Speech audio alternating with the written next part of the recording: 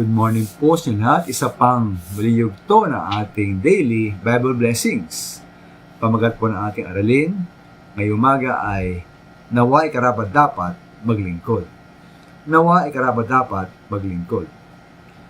Nung tayo sakay mananamahal ng isang tricycle o jeepney o taxi o bus o barko o eroplano, di po ba nais natin na ang driver, kapitan o piloto ay may kakayahan at siya po ay mahusay? Hindi po lahat ng nais humawak ng manibela ay maaaring humawak nito. Ganun po sa gawain ng Panginoon. At may kita po ito sa mga gawa kapitulo 6. Doon, naghirang po ang batang iglesia Jerusalem ng 7 gagawa ukol sa araw-araw na pamahagi ikubuhay para sa mga byuda. Ngayon po, ano po ang kailang makatangian?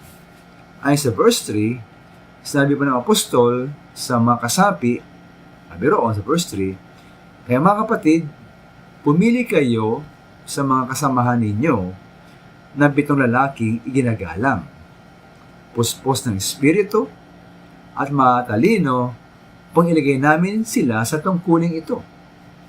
Isa nga po sa kailan napili ay si Stephen, dahil sa verse 5, isang lalaking lubusang nanampalataya sa Diyos at puspos ng Espiritu Santo.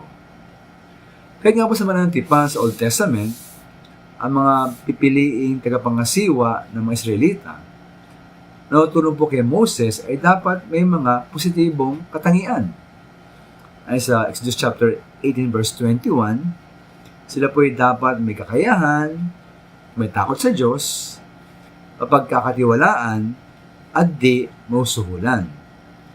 Sa 1 Timoteo naman po, Kapitulo 3, 2 hanggang 7, binigit po roon ang mga katangian ng tagapangasiwa ng iglesia o ang pastor.